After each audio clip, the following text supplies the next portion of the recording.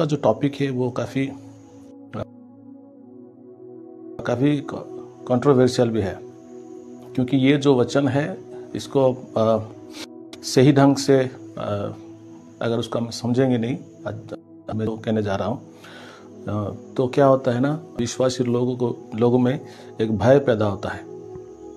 और वचन में लिखा है कि जब हम यीशु को विश्वास करते हैं तो भय नहीं रहता पर कॉन्फिडेंस रहता है। ठीक है, confidence on his word, confidence on our salvation, confidence on our future, confidence रहता है। पर मैं जैसा कह रहा था, का जो वचन है विश्वासी लोगों के लिए प्रभु का वचन पॉजिटिवली काम करता है। जो प्रभु को विश्वास नहीं करते हैं, प्रभु के वचन को विश्वास नहीं करते हैं, उनके लिए प्रभु का वचन नेगेटिवली काम करता है। पर जितने लोग बिलीव करते हैं, जो यीशु के वचन को बिलीव करते हैं, वो वचन उनके लिए पॉजिटिवली काम करता है। ठीक है, तो आज का जो टॉपिक है वो मत्थयू का 7 अध्याय 21 से 23 तक वो मेन टॉपिक रहेगा। तो उसमें यीशु मसीह कहते हैं कि जितने भी लोग उनको प्रभु प्रभु कहते हैं, उनमें से बहुत सारे लोग स्वर्ग के राज्यों में प्रवेश नहीं करेंगे। तो ये काफ़ी कंट्रोवर्शियल सब्जेक्ट है। बहुत दिनों से लोग बात करते हैं कि ये जो लोग प्रभु प्रभु कहते हैं, ये तो मसीह लोग ही यीशु मसीह को प्रभु प्रभु कहते हैं। और सिर्फ इतना नहीं, इसमें लिखा है कि दिन क्या होगा ना, बहुत सारे लोग यीशु मसीह को कहेंगे कि प्रभु जी, हमने तो आपके नाम से भविष्यवाणी की है, हमने आपके नाम से दुष्ट आत्मा निकाले हैं, आपके नाम से हम लोग बहुत आश्चर्य कर्म किए हैं। तो उन लोगों को यीशु मसीह कहेंगे कि मैं तो तुम्हें जानता ही नहीं हूं। ठीक है, तो ऐसा लगता है कि प्रभु यीशु जो मसीह लोग हैं, जो क्रिश्चियंस हैं, उनको एक दिन कहेगा कि मैं तुम्हें जानता ही नहीं हूं। तो ये तो कॉन्ट्राडिक्टरी चीज हो गया, एक गलत बात लगता है कि जो यीशु मसीह को विश्वास करते हैं, जो यीशु को प्रभु कहते हैं, जो उनके नाम से आश्चर्य कर्म सब करते हैं, उनको कैसे प्रभु अंतिम दिन में उनको नकार देगा। तो इसको हमको समझना चाहिए। क्या ये जो प्रभु कहे, यीशु मसीह कहे कि जो मुझे प्रभु प्रभु कहेंगे, उनमें से सारे लोग स्वर्ग के राज्य में प्रवेश नहीं करेंगे, ये प्रभु किसके बारे में कह रहे थे? ठीक है, तो उसको आज हम समझेंगे। आप देखिए, बहुत सारे लोग ऐसा कहते हैं, यीशु मसीह क्रिश्चियंस लोग को कह रहे हैं। इवन बहुत सारे जो अन्य धर्म के लोग हैं, वो भी हमें कहते हैं कि आप यीशु के पीछे दौड़ते हो, पर एक दिन यीशु आपको ही इनकार करेगा। देखिए, तो ये सब हम आज इसको डिस्कस करेंगे।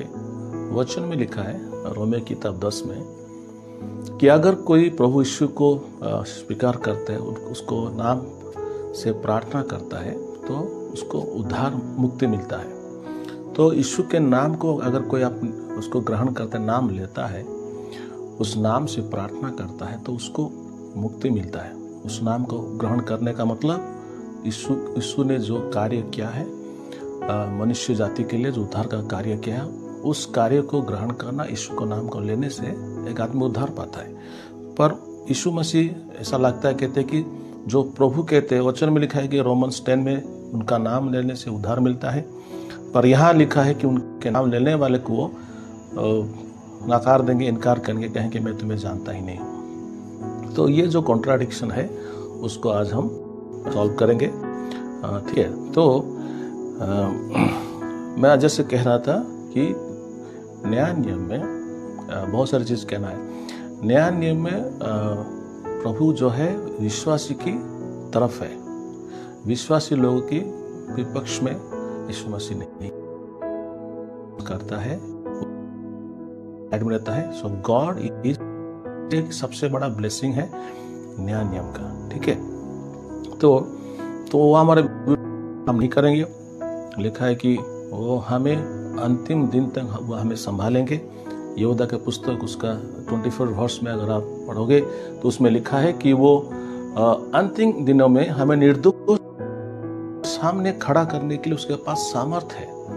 तो प्रभु यीशु कहता है कि जो उसको विश्वास करते हैं उसके सामने, उसकी महिमा के सामने खड़ा रखता है। So God is capable safe defiled until the last days। तो यीशु मसीह कहते हैं कि अगर कोई मुझे विश्वास करता है वो मेरे हाथों में आ जाते हैं, तो मेरे हाथों से उसको कोई तो और यहूदा कहते हैं कि वही यीशु मसीह वो हमें तक हमको निर्दोष कर रखेंगे। ऐसा नहीं, जो जिस दिन हम उनके सामने खड़े होंगे वही हमको निर्दोष करके उस दिन खड़ा करेगा। तो हमारा भरोसा है, ये हमारा कॉन्फिडेंस है कि हमें उद्धार मिला है और इस उद्धार को कोई छीन के नहीं ले सकता। तो चलिए अभी इस बात को मनन करेंगे। एक्चुअली चीज़ क्या है, यीशु मसीह किसको कह रहे थे। एक प्रचारक ऐसे भी कह रहे थे कि जो प्रभु प्रभु कह के दुष्ट आत्मा निकालते हैं, भूत निकालते हैं, आश्चर्य कर्म करते हैं, भविष्यवाणी करते हैं, तो प्रचारक लोग करते हैं, ये तो पास्टर लोग कहते हैं। तो अंतिम दिन में बहुत सारे पास्टर लोग को, बहुत सारे प्रचारकों को परमेश्वर कहेंगे कि मैं जानता नहीं हूँ, तो मैं नहीं जानता हूँ। तो ये बहुत सारे ऐसे लोग कहते हैं। विशेषकर वही कहते हैं जिनके पास पवित्र आत्मा का सामर्थ्य नहीं है, जिनके पास पवित्र आत्मा का गिफ्ट नहीं है। तो ये लोग जो लोग आत्मा की अगुवाई से जो लोग दुष्ट आत्मा को निकालते हैं, भविष्यवाणी करते हैं, आश्चर्य कर्म करते हैं, इन लोगों को ये अटैक करते हैं। कौन सा लोग है मसीह में है, जिनके पास ये गिफ्ट नहीं है। जिनके पास गिफ्ट नहीं होता है, वो जिनके पास गिफ्ट होता है उनको वो लोग अटैक करते हैं। तो ये चल रहा है। पर लेट अस अंडरस्टैंड, आज हम देखते हैं कि प्रभु का वचन एक्चुअली क्या कहता है। ये मसीह लोग के लिए कह रहा है या कोई दूसरों को ये कह रहा है। ठीक है, अच्छा, तो मैं शुरू करता हूँ। तो लिखा है मत्ती का 7वां अध्याय उसका 21 में। तो प्रभु कहते जो मुझसे हे प्रभु कहता है, उनमें से हर एक स्वर्ग राज्य में प्रवेश ना करेगा, परंतु वही जो मेरे पिता का इच्छा पर चलता है।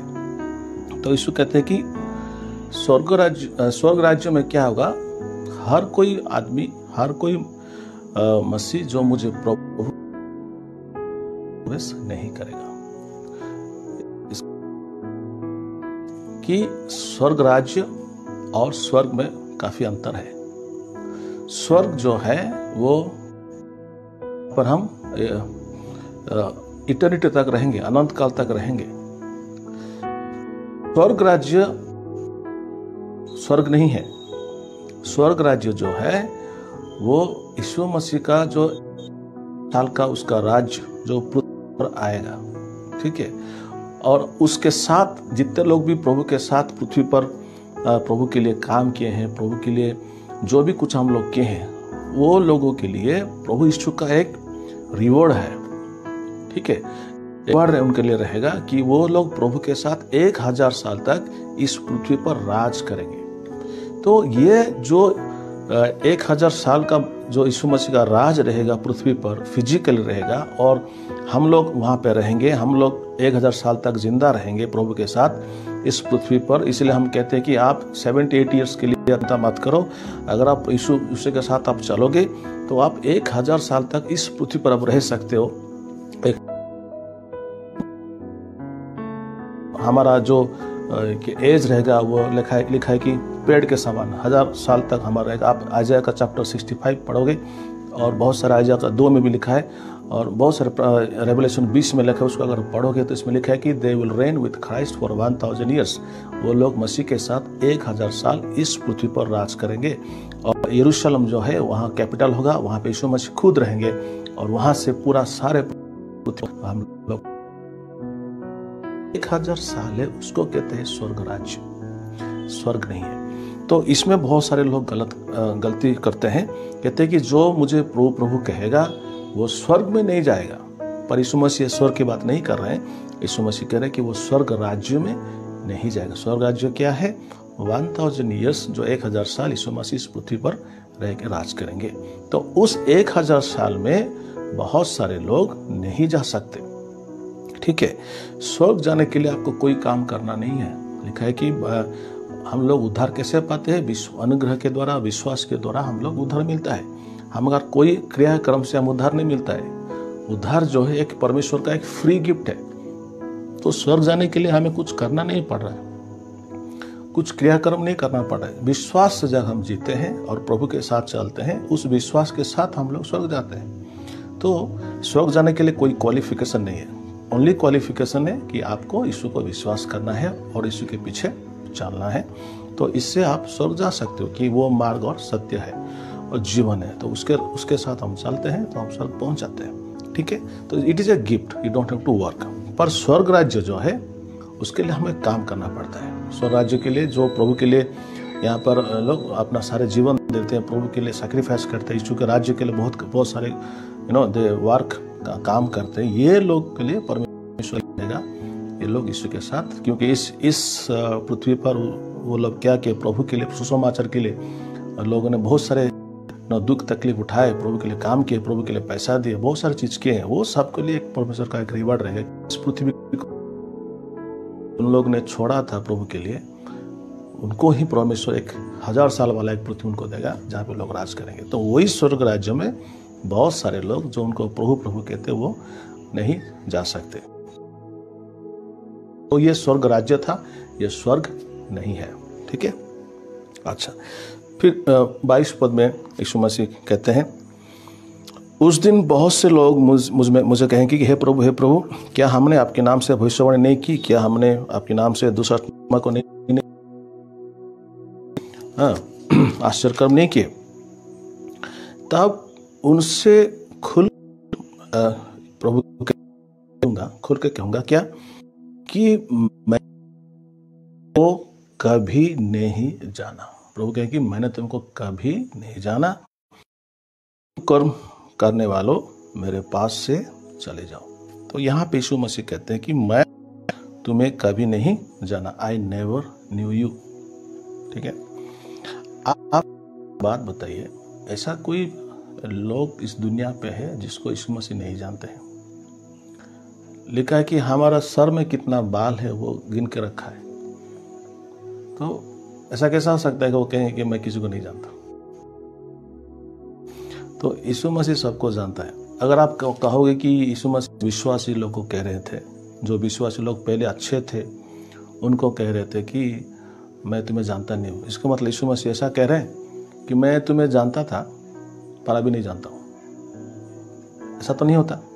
तो उसका सही अर्थ मैं आपको समझाने वाला हूँ। जब यीशु मसीह कहा है कि मैं तुमको कभी नहीं जाना, ये जो ओरिजिनल जो ग्रीक जाना, I never knew you, new मैं नहीं जाना, इसका जो ओरिजिनल ग्रीक अर्थ है उसका इस शब्द से जाना शब्द आया, मैं नहीं जाना शब्द आ रहा है, वो ग्रीक शब्द है एग्नोन, EGNON।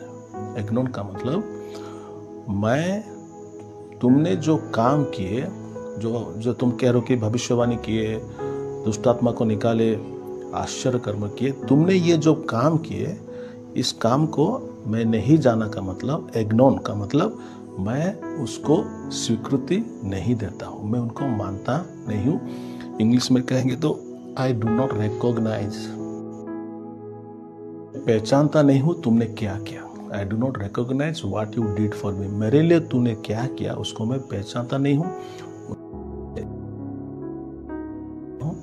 उसको मैं एक्सेप्ट भी नहीं करता हूं। इसका मतलब ये है, इसका मतलब है कि आई नेवर न्यू यू, मतलब I never recognized what you did for me. ठीक है, तो मतलब ये है। तो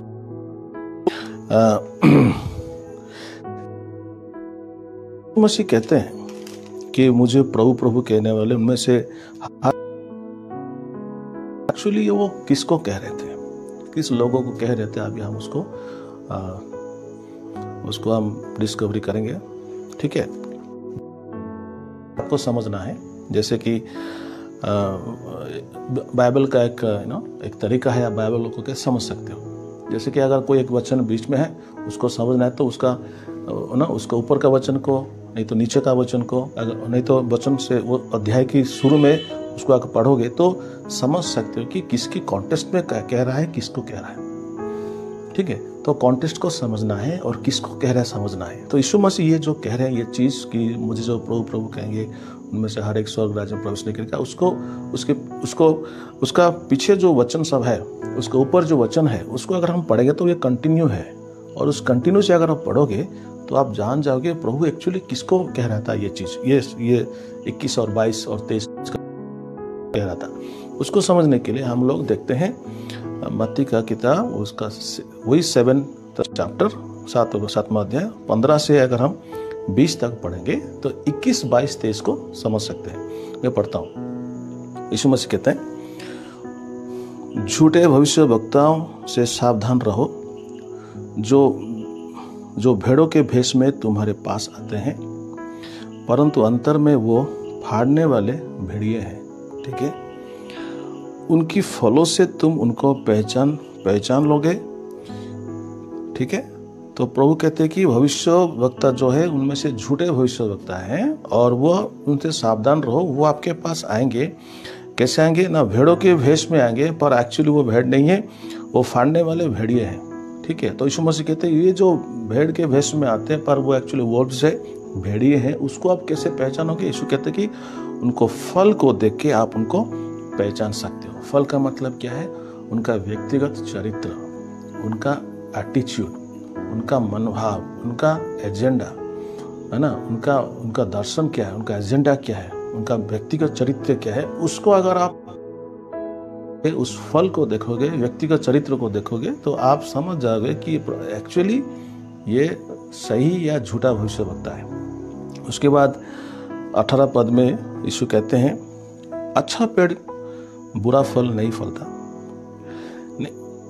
ना निकम्मा पेड़ अच्छा फल ला सकता है। जो पेड़ अच्छा फल नहीं लाता वो काटा और आग में डाला जाता है। इस प्रकार उनके फलों से तुम उन्हें पहचान लोगे। तो यीशु मसीह कहते हैं कि अच्छा पेड़ जो है अच्छा फल देता है, और जो निकम्मा पेड़ है वो बुरा फल देता है। तो यीशु मसीह कहते हैं कि ये जो झूठे भविष्य वक्ता है ये पेड़ जैसे है। जैसे कि एक अच्छा पेड़ है, वो आम का पेड़ हो, एप्पल का पेड़ हो, आम देता है, एप्पल देता है, राइट। पर एक पेड़ जो जिसमें अच्छा फल नहीं लाता है तो वो उसमें आप फल नहीं आएगा, जो फल खा सकते ऐसा फल लाएगा। ठीक है, तो ये झूठे भविष्यवक्ता ऐसे होते हैं, पेड़ के जैसे होते हैं, उनके जीवन में अच्छा फल नहीं रहता है। तो प्रभु कहते हैं कि उनको पहचानने का एक ही तरीका है कि आप उनके व्यक्तिगत जीवन को आप देखो कि वो एक्चुअली है क्या। अगर आप ये जो झूठे भविष्यवक्ता हैं उनके बारे में कैसे आप पहचानोगे, इसके बारे में वचन में लिखा है। 2 पीटर चैप्टर 2 1 से 22 तक आप अगर पढ़ोगे, तो 2 पीटर चैप्टर 2 1 से 22 तक आप पढ़ोगे तो उस पतरस जो है से है, उनका चरित्र क्या है वो पूरा खुल के बताया है। तो उससे हम जान सकते कि झूठे भविष्यवक्ता, झूठे शिक्षक है कौन। उनमें से मैं कुछ 2-3 उनका जो कैरेक्टर है उसको मैं बताना चाहता हूँ। आप अगर 2 पीटर चैप्टर 2 वर्स 3 को पढ़ेंगे, उसमें पतरस कहते हैं कि झूठे भविष्यवक्ता जो है वो पहला चीज क्या करेंगे, 2 प्रकार का झूठे भविष्यवक्ता होते हैं। एक तो चर्च के अंदर रहते हैं, दूसरा चर्च के बाहर। चर्च के अंदर जो रहते हैं बताऊंगा, पर चर्च के बाहर भविष्यवक्ता है वो उनका एक चरित्र होता है कि वो मसीह को उद्धारकर्ता के रूप में ग्रहण नहीं करेंगे। जितने भी अच्छा टीचर हो, जितने भी मोटिवेशनल टीचर हो, अच्छे प्रचारक हो, अच्छे प्रवचन देने वाले हो, जो भी है, अगर वो यीशु मसीह को उद्धारकर्ता रूप में नहीं मानता तो आप जान लो कि ये झूठा प्रचारक है, झूठा भविष्यवक्ता है और फॉल्स टीचर है। अभी आते हैं चर्च के अंदर। चर्च के अंदर जो फॉल्स प्रॉफिट रहते हैं, फॉल्स टीचर्स कहे कि फॉल्स पास्टर भी आप कह सकते हो, उनका चरित्र आप कैसे जानोगे। अगर आप 2 पीटर चैप्टर 2 उसमें लिखा है कि वो लोग क्या करेंगे ना, लोभ के लिए, ठीक है, उनका वो उनके पास ग्रीड रहता है, लोभ करते हैं और उस अपनी ग्रीड को अपनी बहुत सारे बातें को बनाएंगे। पहली बात। दूसरी बात, अगर आप 10 वर्ष को पढ़ेंगे उसमें लिखा कि वो अशुद्ध अभिलाषा के पीछे और शरीर के अनुसार ये झूठे भविष्यवक्ता, झूठे पास्टर और ये झूठे जो के पीछे जाएंगे। ठीक है, दूसरा चरित्र। तीसरा,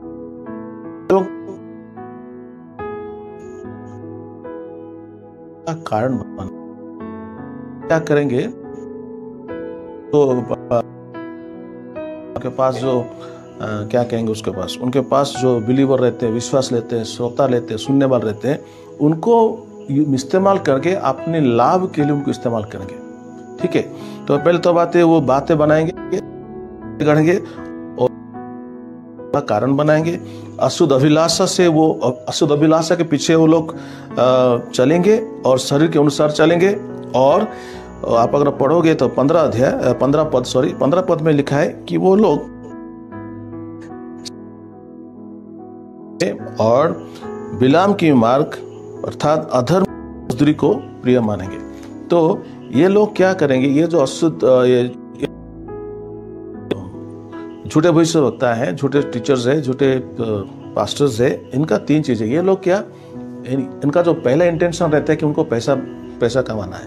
पहला चीज उनको किसी भी तरीके से उनको पैसा चाहिए, इसलिए वो बात को गढ़ेंगे, लोगों को इस्तेमाल करेंगे और उनका व्यक्तिगत जीवन में क्या रहेगा, भरपूर रहेगा और वो लुचपन करेंगे, पाखंडी करेंगे। तो ये सब चरित्र ना, ये झूठे भविष्यवक्ता। और प्रभु कहते हैं कि ये झूठे भविष्यवक्ता जो है, इनका ये फल है, उनके फल से आप पहचान सकते हो कि ये लोग झूठे हैं। तो ये यीशु मसीह कहता है 20 पद में, इस प्रकार उनके फलों से तुम लोग उन्हें पहचान लोगे। तुम लोग जान सकते हो, इनको देख लोगे, इस कैरेक्टर्स को देख लोगे तो जान लोगे कि ये लोग झूठे हैं। तो 20 के बाद 21 पद में यीशु कहता है, तो जो मुझे प्रभु प्रभु कहता है उनमें से हर एक स्वर्ग राज्य में प्रवेश नहीं करेगा। तो यीशु मसीह जो 15 से 20 तक किसके बारे में कह रहा था, 15 से 20 तक वो झूठे भविष्य के बारे में कह रहा था। तो जो 21 पद है वो भी झूठे भविष्यवक्ता को दिखाता है। झूठे भविष्यवक्ताओं को, टीचर्स को प्रभु कहेंगे मैं अंतिम दिन में मैं तुम्हें जानता नहीं हूँ। क्यों कहेंगे?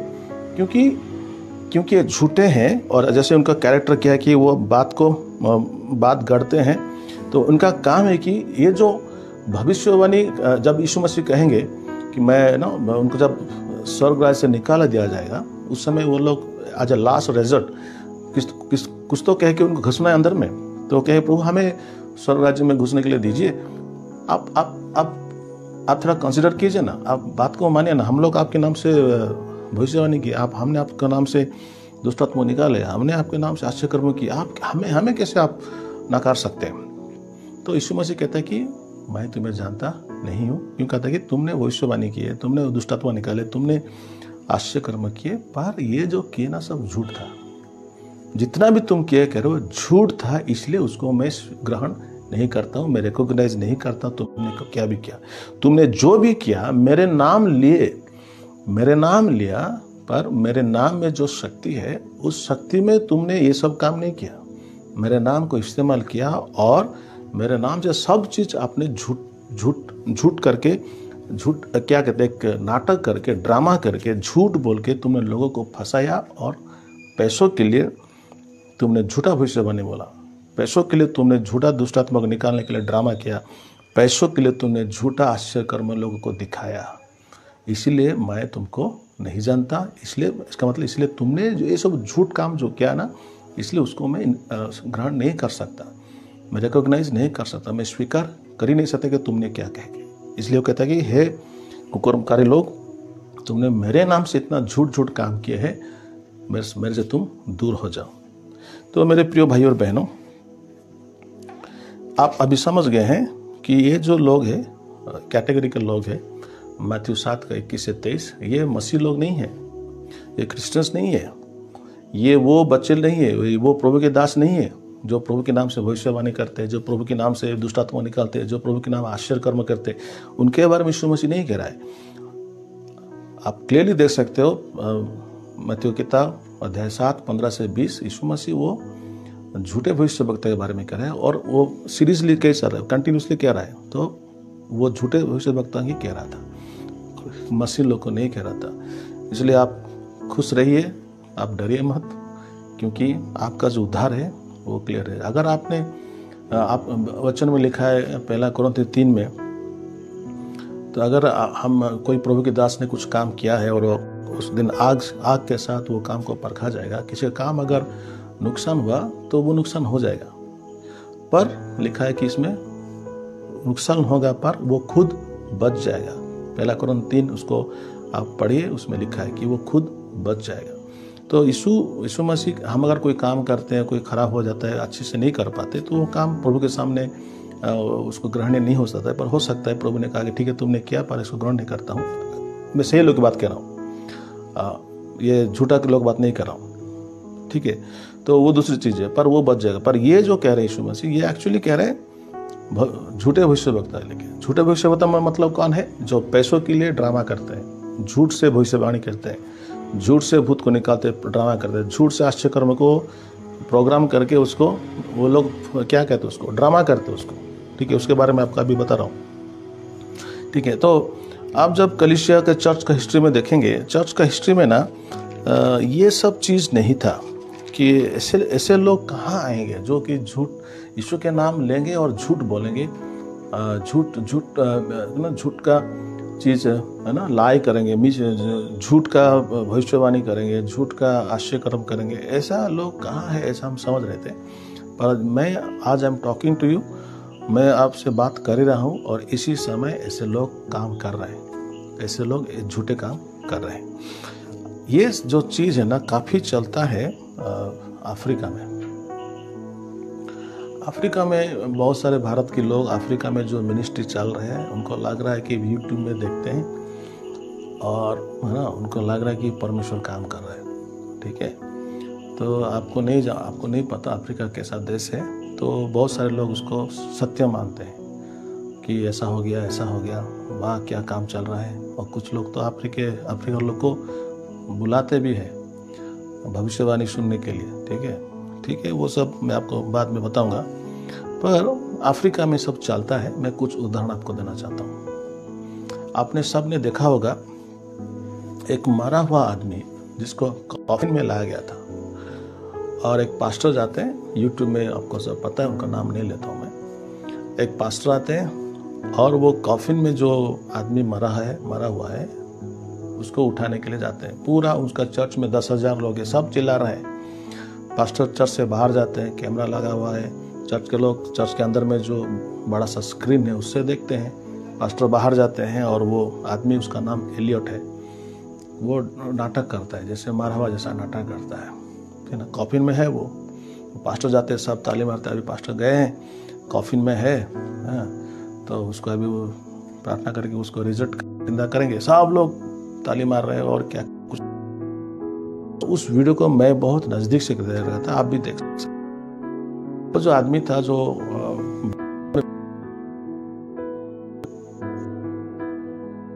नाटक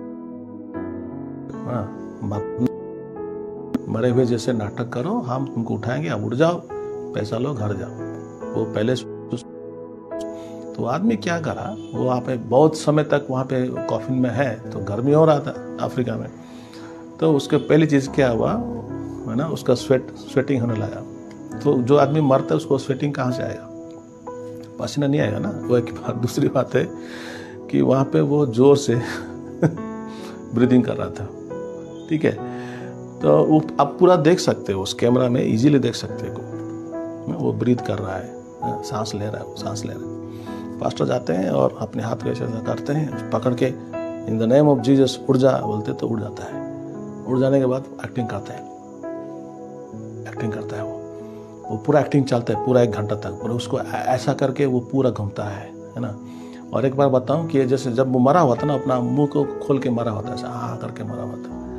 तो आप देखो, कोई भी आदमी जिंदा है अपना मुंह को कितना समय तक करके रखेगा, तो वो बॉक्स में पड़ा है ऐसा, और बीच में आया गया ना, फिर से मुंह कैसे बंद कर दिया वो, ठीक है, वो पकड़ गया वो। तो बाद में पता चला कि ये सब एक ढोंगी था, और वो पास्टर के पकड़े क्या नहीं हुआ। उसको भारत में बहुत लोग उसको पसंद करते हैं, ठीक है ना, बिना जान पड़ताल के वो लोग अरे मारा उठा दिया। तो ये उसको पैसे देते, तो उस जो एलियट आदमी है उसके उस दिन से उसका कोई पता ही नहीं है, ठीक है, वो कहाँ गया, मर गया, कहीं पे नहीं, वो कहाँ घूम गया। उसको मुझे लगता है कि पैसा दे उसको भगा दिया कहीं पे। अगर कोई आदमी जिंदा है, मर के जिंदा हो, तो चर्च में आना चाहिए ना, नेक्स्ट संडे आना चाहिए, नेक्स्ट संडे आना चाहिए, नहीं है, कहाँ भाग गया वो, इसका मतलब क्या है। तो आप समझ सकते हो ऐसा है। और एक फॉल्स मैं देख रहा था, उस चर्च का एक लीडर, उसको वो पास्टर कहता है कि अभी वो उस चर्च में नहीं है। पास्टर कहता है कि आज एक काम करते हैं, मैं तेरे बारे में भविष्यवाणी कहूँगा, मैं जो भी कहूँगा तू हाँ बोल देना। तो लोगों को लगेगा कि मैं कैसे तुम्हारे बारे में जानता हूँ, ठीक है। तो वो लोग उसको, जैसे मैं कह रहा था कि भविष्यवाणी वो लोग बात को बनाएंगे, 2 पीटर चैप्टर 2 का 3 में लिखा है। तो वैसे वो बनाए, उसको अरेंज किए। वो कहा कि मैं बोलूँगा कि तुमने एक प्लेन में बैठा था, ठीक है, और तुम्हारे बगल में जो आदमी बैठा था उसका नाम थॉमस कुकर है, ठीक है, और तूने थॉमस कुकर के लिए प्रार्थना किया, ऐसा मैं कहूँगा। तो तुमको क्या करना है कि चर्च में पूरा हिल्ला, जोर से चिल्ला करना, yes papa, yes daddy, yes papa जी, आपने जो कह रहे हैं सही बात है, मैं प्लेन में बैठा था, जिसके लिए मैं प्रेयर किया उसका नाम थॉमस कुकर है, आपको कैसे पता चला, आप महान हो, आप ऐसा कहना है चर्च में, ठीक है। वो लोग प्लान बनाए, चर्च में गए और एग्जैक्टली वही चीज़ वहाँ पे करें, पर ना उसके पास कभी वो थॉमस कुकर जैसा कोई आदमी नहीं था, ऐसा कभी हुआ ही नहीं। वो आदमी बाद में जब उस चर्च से निकला, वो सारी चीज़ को देखा, उसके बाद वो खुल के अभी बोल रहा है कि ऐसा ऐसा हुआ था, ठीक है। तो आजकल जो डैडी पापा जी चलता है, ये भी अफ्रीका से आया है। मेरा एक छोटा भाई है, मैं उनसे प्यार करता हूँ, वो भी मुझे पापा जी कुछ बार लिखे, तो मैं बोला आप मेरे को पापा जी मत बोलो, यू टेल मी पास्टर और बिशप, ठीक है। तो ये पापा ठीक है ना, ये सब अफ्रीका से आया है। तो ये फॉल्स प्रोफेसी क्यों कर रहे कि लोगों को दिखाए कि उसको कितना रेवलेशन है, सब जानता है वो। जैसे लोगों का मोबाइल नंबर बोल देते हैं, लोगों को कह देते हैं, ऐसा नहीं होता है, वो पहले से उसके साथ उनका कनेक्शन रहता है, नंबर लेते हैं, उसका अकाउंट नंबर लेते हैं, सब उनको पहले से करके वो बताते हैं वो लोग। ये सब इन्वेस्टिगेशन चल रहा है और लोग पकड़े भी गए इसमें, ठीक है। तो ये सब अफ्रीका में ज़्यादा चल रहा है, क्योंकि वहाँ पे लोग गरीब है, तो उनको धन चाहिए, पैसा चाहिए, आराम का ज़िंदगी चाहिए। तो ये एक अच्छा माध्यम है, ऐसा करके लोगों को फूल करना है, लोगों को जुटाना है और पैसा लेना है, ठीक है। और अब एक बहन था वहाँ पे, उसको वो दिखा रही थी कि उसको पास HIV है, और अभी पास्टर ने एक प्रार्थना किया तो HIV पूरा चला गया, पर एक्चुअली बाद में पता चला कि उसको HIV नहीं था, उसको पैसा दिया गया था, वो झूठ आके बोलना था कि मेरे को HIV है, पास्टर ने प्रेयर किया तो मैं अच्छा हो गया। तो ये जो आश्चर्य कर्म है वो झूठ था, ये जो प्रोफेसी है ये झूठ था, ठीक है। तो ये सब काफ़ी चलता है। आप ऐसा भी देख सकते हैं कि एक जगह पे एक पास्टर क्या करता है, कोई एक चीज़ पे कुछ पानी डाल देता तो आग निकलता है। तो मैं भी उसको देखा हूँ अफ्रीका में, लग रहा है चर्च में कैसे आग लग गया था कि क्या पावर है, पर बाद में पता चला कि अगर पोटासियम परमांगनेट में अगर है तो उसमें थोड़ा ग्लिसरीन डाल दोगे तो आग पकड़ लेगा ना।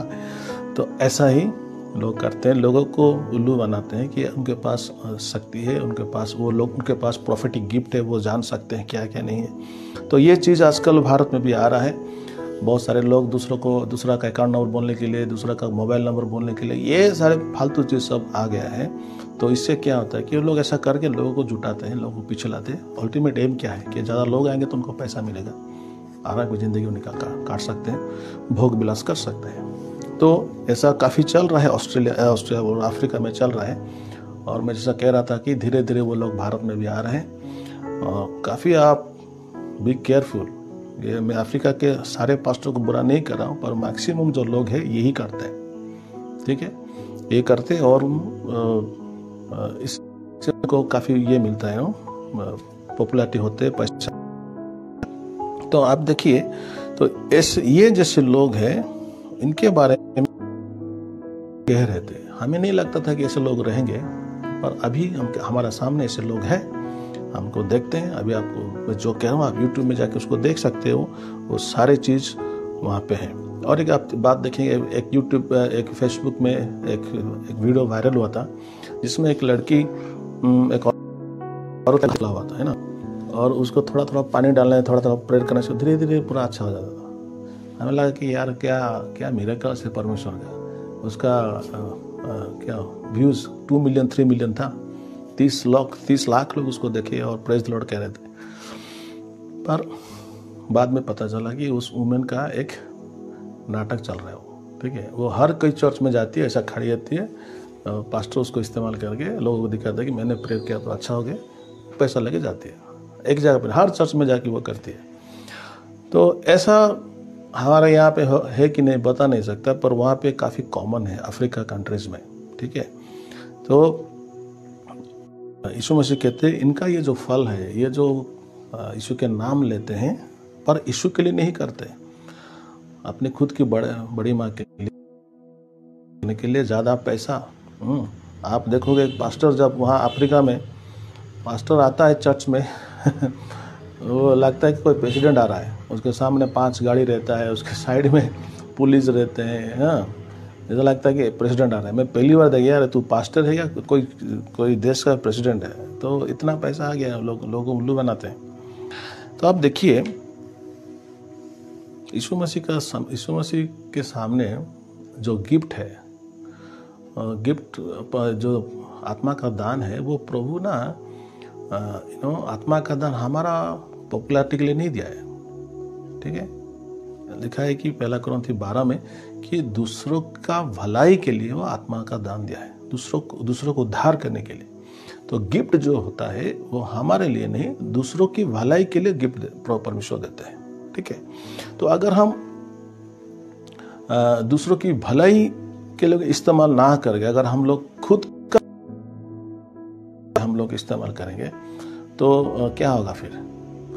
तो यीशु मसीह कहते हैं कि तुमने मेरा नाम लिया, पर मेरे लिए तुमने वो काम नहीं किया, तेरे लिए किया हुआ। You did all this thing for your glory, for your popularity.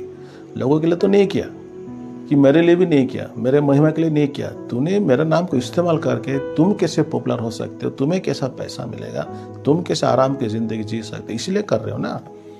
इसलिए कहता है कि I never recognized what you did for me. तुमने जो भी किया उसको मैं रिकॉग्नाइज नहीं करता हूँ, उसको स्वीकृति नहीं देता हूँ, उसको ना करता हूँ मैं। इसलिए कहता है कि हे कुकर्मकारियों, तुमने ऐसा काम किया है। तो आप देखे कि हमारा जीवन में जो है गिफ्ट की ज़रूरत है दूसरों के लिए, पर हमारा जो रियल चीज़ जो हमें रखना है वो हमारा जीवन का व्यक्तिगत फल, हमारा चरित्र, आत्मा का फल जो है गलातियों किताब 5:22 में लिखा है, वो आत्मा का फल दिखाना चाहिए, प्रेम होना चाहिए, है ना। प्रभु यीशु मसीह कहता है कि वो हमें अपने पुत्र के जैसा बनाना चाहता है, to transform us into the image of his son, ठीक है। तो हमें उसका पुत्र जैसा बनना है। तो पहला जो चीज है, gift is for others but character is for ourselves. जो दान है, आत्मा का दान दूसरों के लिए है, पर जो चरित्र है वो हमारे लिए जरूरत है। वही चरित्र जो कि हमको वो जो विचार का दिन में वो काम में आएगा वो चीज, ठीक है।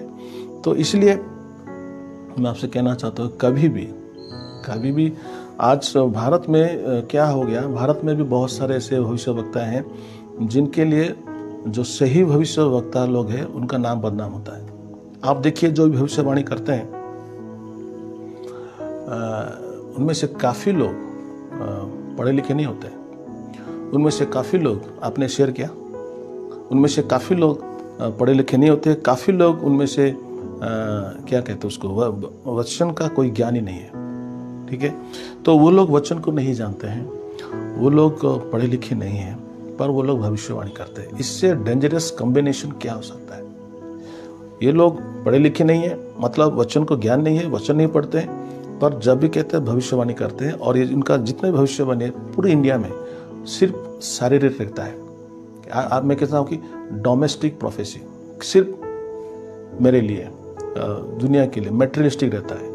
आपके जिंदगी में ऐसा हो जाएगा, आपके पास पैसा आ जाएगा, आप घर बनाओगे, आप गाड़ी खरीदोगे, आपके ऐसा हो जाएगा। सिर्फ इस दुनिया की बात ही प्रोफेसी होता है और लोग को अच्छा लगता है, और लोग प्रोफेसी सुनने इसलिए जाते हैं कि मेरे लिए कुछ अच्छा हो। पर उन प्रोफेसी में ठीक है, परमेश्वर हमें दुनिया की चीज़ देता है, मैं मना नहीं कर रहा हूँ, पर कभी तो कोई आत्मिक प्रोफेसी करो भाई, कभी तो कोई स्पिरिचुअल प्रोफेसी भी करो तुम लोग। पर कोई आत्मिक प्रोफेसी होता ही नहीं है। तो आजकल जो भविष्य वक्ता हैं, और मैं कहना चाहता हूँ, अब देखिए याद आ गया, ये जो भविष्य वक्ता प्रॉफिट, कुछ साल पहले भारत में जो नए जवान लोग आते थे, ये जवान लोग आते तो खुद को पास्टर या खुद को प्रचारक कहते थे, और ये अच्छी तरह से नंबर से प्रचारक करते थे, प्रचार काम करते थे, पास्टर काम करते थे। पर आजकल एक ट्रेंड आया है। कौन सा ट्रेंड? ना हर कोई नया जवान, हर कोई आदमी जो मिनिस्ट्री में आता है, वो खुद को पास्टर नहीं कहता, वो खुद को प्रचारक नहीं कहता है, वो खुद को प्रॉफिट कहता है, भविष्यवक्ता कहता है। ये काफी डेंजरस है। ठीक है, आपने कुछ भविष्यवाणी कहने का आपको गिफ्ट मिल गया। भविष्यवाणी कहना ठीक है, कहना चाहिए। Only because you are having the gift of prophecy doesn't make you a prophet. आप भविष्यवाणी करते हो, इसका मतलब नहीं कि आप प्रॉफिट बन गए। The gift of prophecy and the gift of and the office of profit is quite different. भविष्यवाणी कहना के दान और जो एक ऑफिस रहता है, उसमें काफी अंतर है। ठीक है, तो आजकल बहुत सारे जवान लोग, जिसको 30 साल में नहीं हुआ होगा, वो लोग सब खुद को, जिसको भी देखो प्रॉफिट कहता है। मेरा प्रश्न है भाई, आपको प्रॉफिट किसने बनाया? प्रॉफिट बनने से पहले ये जो प्रॉफिटिक ऑफिस है, उसमें जाने के लिए ना, एक तो बहुत समय लगता है, दूसरी बात है कि एक प्रॉफिट ही, या ये जो 5-fold मिनिस्ट्री है, apostles, profits, pastors, teachers, evangelist, ये जो 5-fold मिनिस्ट्री है, उनमें से कितने लोग आपको क्या कहेंगे, उसको आपको कंफर्म किए कि यस आप प्रॉफिट हो। एक प्रॉफिट ही एक दूसरा प्रॉफिट को कह सकता है कि you are a now you having a prophetic office. मतलब आपके पास भविष्य वक्ता का नेतृत्व करने का एक अधिकार है। बहुत सारे लोग खुद को प्रॉफिट कहते हैं और चर्च में जाके पास्टर काम करते हैं। अरे भाई, प्रॉफिट पास्टर काम नहीं कर सकते। प्रॉफिट मीन्स प्रॉफिट होता है। ठीक है, तो आजकल जितने भी लोग जवान लोग खुद को प्रॉफिट कहते हैं, उनको मैं प्यार से कहना चाहता हूँ कि आप किसने आपको प्रॉफिट बनाया, कौन से 5-fold मिनिस्ट्री आपको रिकमेंड किया कि आप प्रॉफिट हो, ये सब बहुत बड़ा प्रश्न है। ठीक है, क्योंकि अंतिम दिन में मैथ्यू का 24:11 में लिखा है, अंतिम दिन में काफ़ी प्रॉफिट आएंगे। तो आजकल तो सिर्फ प्रॉफिट का क्या कर, बारिश हो रहा है। हाँ, तो काफ़ी प्रॉफिट आएंगे और काफ़ी लोग को वो गलत रास्ता में ले जाएंगे। तो मैं एक डेंजर, ये जो था ना, ये सब अफ्रीका से आया है। ये वायरस जो है अफ्रीका से आया है। ठीक है, और काफ़ी लोगों को प्रॉफिट बनाता है, क्योंकि प्रॉफिट कहने से लोग कहें कि यार एक प्रॉफिट है, उसको प्रभु बात करते, उनके पास आएंगे। ज़्यादा लोग हैं तो ज़्यादा पैसा मिलेगा ना, पैसा खेल। तो इसीलिए ये सब डेंजरस ट्रेंड है। कोई मिनिस्ट्री में जाने से पहले आपका पास जो मैच्योर लीडर्स है, उनसे आप पूछ लो कि मेरे पास क्या आह्वान है। किसी को पूछे नहीं, किसी को जाने नहीं। कोई चर्च नहीं गए, कोई लीडर्स के पास आप नहीं हो, खुद को प्रॉफिट बना देते हो। ये काफ़ी डेंजर है, क्योंकि ये सब चीज़ अंतिम दिन में होने वाला है। क्योंकि अगर आप प्रॉफिट बन गए ना, तो आपको प्रोफेसी करना तो जरूर पड़ेगा, आपको जरूर प्रोफेसी करना पड़ेगा। तो इसलिए आपको प्रेशर आएगा, आपको प्रोफेसी की ना, अगर प्रभु नहीं बताए तो भी आप प्रोफेसी कर दोगे। तो इससे आप इस कैटेगरी में आ सकते हो। तो काफ़ी डेंजर है। तो ठीक है, मैं सोचता हूँ कि आज के वचन से आप लोग काफ़ी कुछ सीख गए हैं। तो जैसे मैं कह रहा था कि मैथ्यू 7 का 21 से 23 में ये जो कैटेगरी के लोग हैं, ये मसीह लोग नहीं है, ये एक्चुअली फॉल्स प्रॉफिट्स है, फॉल्स टीचर्स है, फॉल्स पास्टर्स है। ये जो लोग हैं झूठे भविष्यवक्ता है। ये लोग पैसों के लिए, अपने नाम के लिए, मिनिस्ट्री को बड़ा करने के लिए झूठ मूठ का भविष्यवाणी, झूठ मूठ का आश्चर्यक्रम, जो अभी मैं बता रहा था अफ्रीका में चल रहा है, ये सब झूठ करते हैं यीशु के नाम से। इसलिए यीशु कहता है कि मैं तुम्हें नहीं जानता। मेरे ख्याल से हम लोग इस वचन से आशीष पाए और चौकना रहे कि हमारे द्वारा ऐसा काम कभी ना हो। Praise the Lord. प्रभु आप सबको आशीष दे।